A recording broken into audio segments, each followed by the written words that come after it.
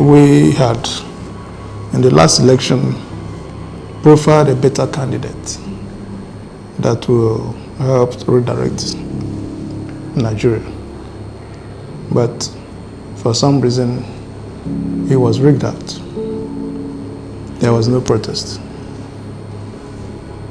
And also, in the past times, any protest that has ever occurred in Nigeria, the Southeasterners were the scapegoats.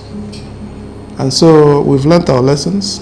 In order not to escalate the whole thing, we just stayed out of it. And the only protest I want to propagate is on the ballot box. On the ballot box. If there's any protest that will be meaningful, is the ballot box. You know, if we're able to make our statement and the election is fair, then that protest will be heard. But if we're marching on the streets and everything, it is always will be hijacked by the hoodlums, escalating it, and there'll be carnage, people will die, businesses will be lost, and all the rest of it. So I think it's a good choice that the Southeast did not participate in order to safeguard their lives and properties.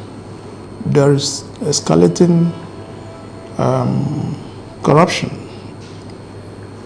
because people are not even stealing money now in millions, it's now billions. Money that they can never finish in their lifetime.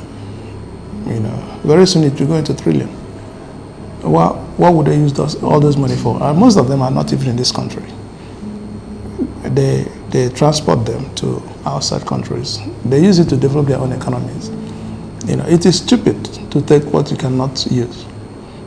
I think the leaders should advise themselves and recalibrate and know what is useful for them and what is useful.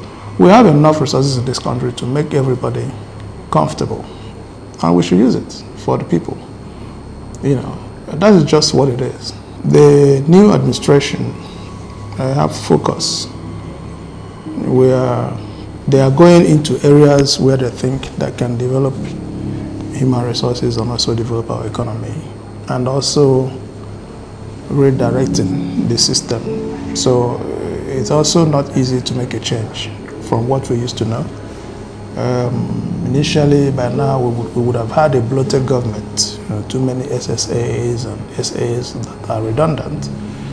Every month they get maybe 50,000, 70,000, from the purse of the government for doing nothing.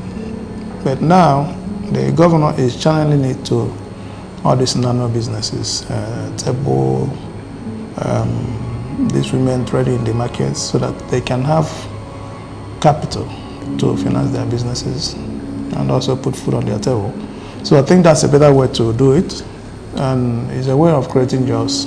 However, these things are not achieved overnight. I will always say I have done my best, and given the prevailing circumstance, I think I've tried to manage the house to, I don't really wield my power as a speaker. I talk to people, I encourage them, we're colleagues, so that the ship will be sailing smoothly.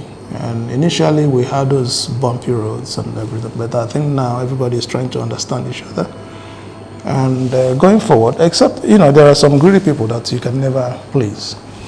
But so far, I think the majority of the legislators are understanding me, and I'm also understanding them, and I'm doing my best to carry them along, to make sure that what is required is given to them. So in that way, I try to calm down their nerves. Ostensibly, what they want is their welfare. Yes. That is the major thing they want, and so far so good. I've tried to handle things between myself and the governor, and if we don't have that good relationship, the governor will not be listening to me, in order to do so many things that he has done for them, So I think we are doing okay. We are fine. The way forward for the legislature? Just to keep it as it is, maybe improve on it. Graciously, the governor has granted the autonomy of the legislature, as we have inaugurated the Service Commission. Gradually, we started talking about the financial autonomy. So hopefully, probably, who knows, by next year could happen, because there's nothing that will be done that will not be carried in the budget.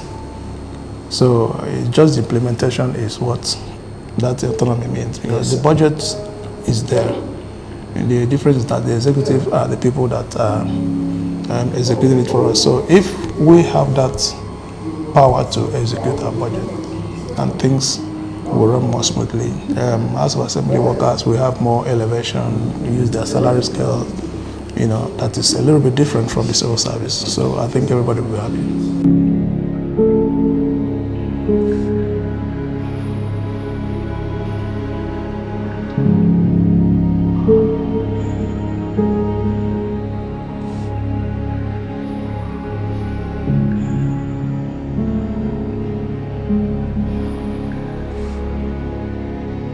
Every being has a right. Nigerians have a right to protest. The youth have a right to protest. What we have always said, when carrying out this protest, it should be within the ambit of the law, because the Constitution of the Federal Republic supports protest. So I'm with Nigerians in that regard. I'm only telling them to do it within the ambit of the law. And bad governance ought not to be, tolerated anywhere. There should be a voice against, tendency towards bad governance. Yes, sir. So those who are protesting for towards ending bad governance are on the right course. They are doing the right thing. And at the same time, I just wish they will also commend those who are doing well, like in Abia. We have good governance in Abia and other states. I just wish they will also, if there could be a march, solidarity march for good governance, I'm sure Abia will be up there. But what I have to tell them is whatever they do, wherever in every part of the country, any part of the country, they should please try and do it within the ambit of the law and not to resort to violence or, damaging of public and even private properties. Since the advent of this government, headed by Dr. Alex Chioma Oti, you don't need any soothsayer, you don't need anybody to tell you that Abians are happy, and the position of the governor. Few days or a day to this protest, he was actually in support of the fact that there is inflation, there is hardship in the country, but he was not in support of the protest. He asked Abians, pleaded with them to tarry a while and not to join the protest, and obviously Abians have hearkened to that advice. And on the other hand too, I would say that the Southeast generally, I would feel that the Southeast feel they have always been on the receiving end of marginalization in the country. So they will say they have been used to, receiving, bad, governance, in quotes. So that may have been the reason why Southeast have decided not to join in the protest, because obviously they've been shouting against marginalization, starting with the creation of states, the issue of creation of states. That is the only region that is underrepresented in the geography of Nigeria, having only 5 states as against other regions that have 6 and 7. Okay, so Southeasterners not joining in the protest is not a surprise. Okay, for Abians, we know the reason. Abians are generally happy with the governor. They are generally happy with the present government, Hence, there is no need to protest, even though they know and they are also experiencing the hardship going on all over the country.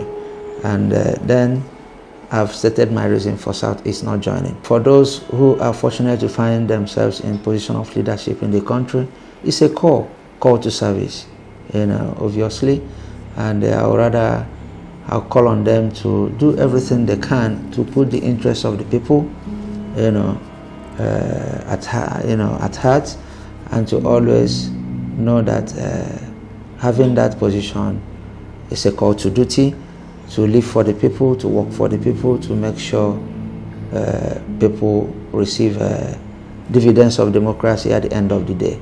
Then generally, I will ask Nigerians to keeping hope alive, hoping that somewhere along the line it's going to be good sooner, or let me say sooner, because taking from what is happening in Abia has gotten it right, laying strong, solid foundation for good governance. And I'm sure that there are other states too. We are seeing what is happening in Enugu, and other states. And I'm sure that it's just a matter of time, and then good governance will become widespread. So I'll say I will urge Nigerians to keep hope alive and not to actually lose hope, and believing that there is going to be, a bright cloud somewhere very soon. So far, so good for our state, and also believing that in the final analysis, Nigerians will get it right.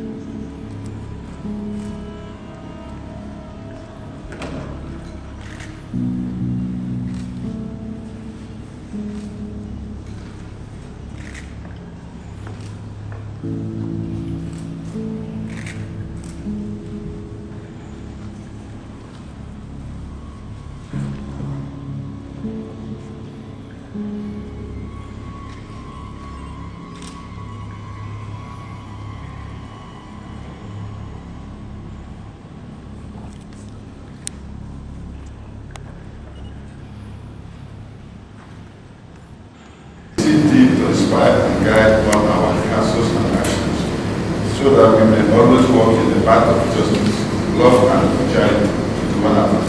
Help us with thy grace to do only those things that will promote the unity, happiness, and prosperity of our destiny, because of it and in Jesus' name. I've been asking myself, what will it achieve?